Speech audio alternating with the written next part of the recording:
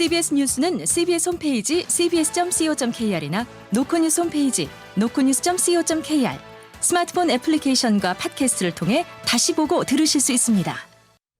부산 소식입니다. 전공의들의 의대 정원 확대에 반발하며 집단 행동을 예고한 가운데 부산 주요 병원 전공의들도 줄지어 사직서를 제출하고 있어 지역 의료계 긴장감이 고조되고 있습니다. 보도에 정혜린 기자입니다. 내일 대한전공의협의회가 파업을 예고하면서 부산 지역 전공의들도 집단 행동에 나서는 기류가 감지되고 있습니다. 이들은 공식적인 단체 행동 대신 개별적으로 사직서를 제출하고 있습니다. 부산에서 가장 많은 244명의 전공의가 근무하는 부산대병원에선 오늘 오후까지 전공의 대부분인 200여 명이 개별적으로 병원에 사직서를 제출했습니다. 고신대병원 역시 오늘 오전까지 졸업을 앞둔 4학년을 제외한 전공의 80여 명 가운데 60여 명이 사의를 보인 상황입니다. 다른 주요 병원에서도 사직서 제출이 잇따르는 등 부산 지역 전공의들 다수가 내일부터 전국적인 파업에 동참하는 모습입니다. 고신대병원 관계자입니다. 80명 정도 중에 한 60명 정도는 이미 사직서를 제출을 한 걸로 알고 있는데 병원 당국에서는 사표 내도 안 받는 거예요. 아예 나라에서 못하게 하고. 지난해 4분기 기준 부산에서 근무 중인 전공의는 모두 846명으로 전체 의사 인력의 5분의 1에 달합니다. 주요 병원은 당장 전공의 파업이 가시화하자 수술 일정을 조율하는 등 공백을 최소화하기 위한 대책 마련에 비상이 걸렸습니다. 부산대병원 관계자입니다. 공백 안 생기게끔 당직이나 이런 것들은 교수님들이 좀 투입해서 쓰고 수술도 좀 응급한 거는 미루지 않고 최대한 다 하고. 한편 서울 지역 5개 대형 병원 전공의들은 정부의 의대 정원 확대 방침에 반발하며 내일 새벽 6시부터 근무를 중단하기로 해 위기감이 높아지고 있습니다. CBS 뉴스 정혜린입니다. 40총선 여야 대진표가 점점 드러나면서 선거 열기도 달아오르고 있습니다. 특히 야당 지지세가 상대적으로 강하다는 낙동강 벨트 지역은 빅매치가 벌어질 전망입니다. 박진홍 기자가 보도합니다. 국민의힘 공천관리위원회가 어제 발표한 부산 지역 단수 공천자는 모두 5명. 이 가운데 낙동강 벨트에 속하는 북강서각과 북강서을에서는 각각 서병수, 김도읍 의원이 본선행을 결정지었습니다. 오선 중진 서병수 의원은 더불어민주당 전재수 의원의 대항마로 전략 공천됐습니다. 당협위원장이 수년째 공석일 정도로 국민의힘에게는 험지인 이 지역에 부산시장 출신의 중량감 있는 서 의원이 주자로 나서면서 전국적인 관심 지역구가 됐습니다. 바로 옆 지역구인 북강서을은 사선에 도전하는 김도읍 의원이 민주당 변성환 후보와 맞대결을 펼칠 예정입니다. 김 의원이 오랫동안 표심을 다져왔지만 부산시장 권한대행과 민주당 부산시장 후보를 거치며 인지도가 급상승한 변성환 후보도 만만치 않은 상대입니다. 사학갑에서는 이성권 전 부산시 경제부시장이 3선에 도전하는 민주당 최인호 의원과 맞붙습니다.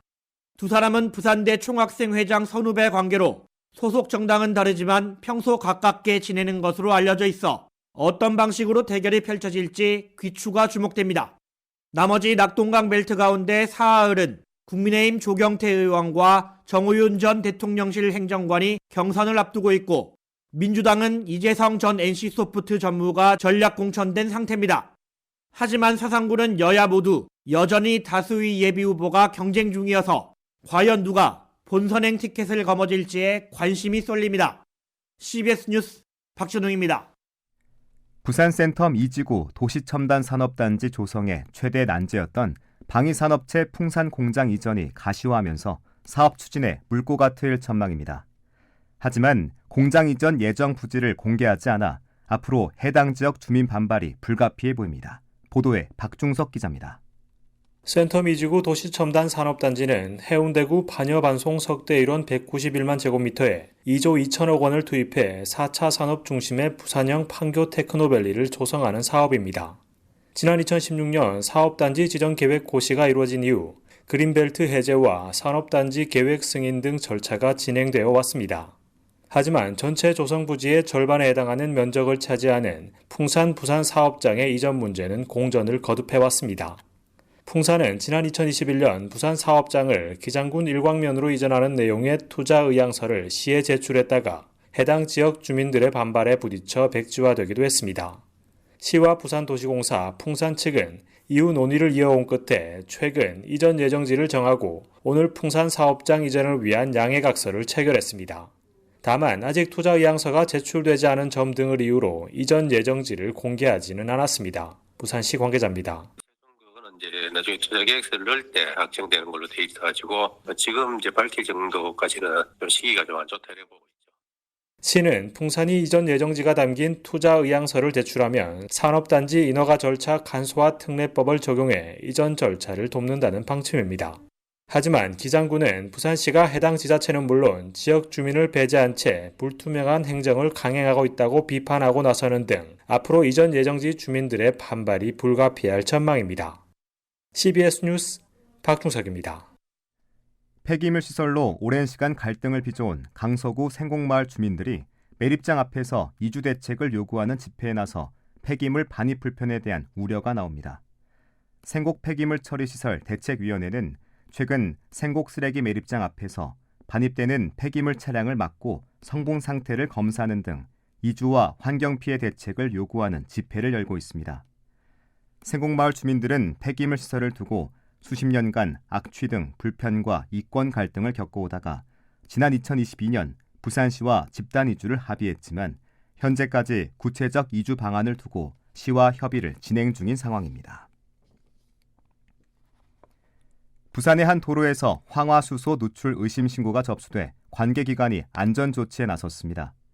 오늘 오전 9시쯤 부산 남구 우암동의 한 도로에서 가스 냄새가 난다는 신고가 접수됐고 소방당국은 현장에 출동해 일부 배수구에서 황화수소를 측정했습니다.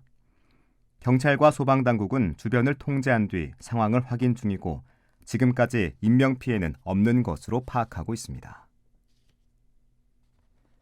부산의 강한 비바람과 높은 물결이 일면서 정박 중인 선박 3척의 홑줄이 풀려 해경이 안전조치에 나섰습니다.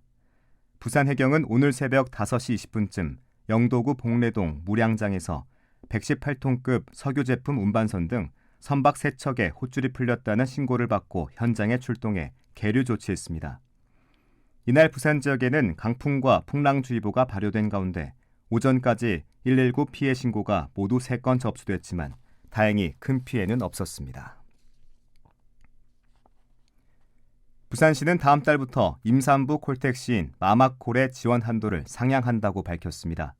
시는 마마콜 지원액을 기존 월 2만 원에서 4만 원으로 높이고 횟수 한도 역시 월 4회에서 무제한으로 조정할 계획입니다. 마마콜을 이용하면 부산의 택시 기본요금인 4,800원보다 저렴한 1,800원에 이용할 수 있으며 차액은 시가 지원합니다. 부산은 내일 아침부터 5에서 20mm의 비가 오겠습니다. 내일 낮 기온은 오늘보다 큰 폭으로 떨어져 11도에 그치겠으며 바람도 강하게 불어 체감온도는 더욱 낮겠습니다. 기상청은 당분간 순간풍속 초속 15m 이상의 강한 바람이 불겠다며 시설물 관리와 안전사고에 유의할 것을 당부했습니다. 부산의 현재 기온 17.2도, 습도는 78%입니다. 부산 CBS 저녁 종합 뉴스를 마칩니다. 지금까지 진행해 엔지니어 차유진, 기자 정혜린, 아나운서 국재일이었습니다.